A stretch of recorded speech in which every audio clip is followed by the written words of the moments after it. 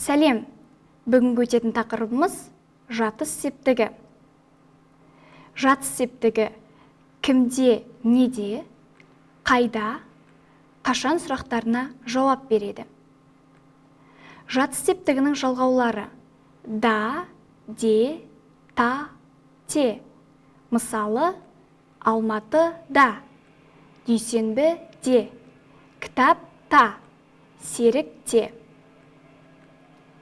Айым, сенің туған күнің қашан?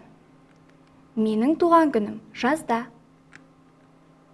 Арман, сен қайда оқисың?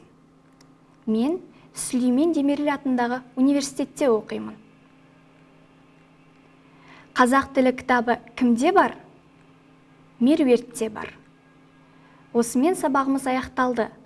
Кездескенше.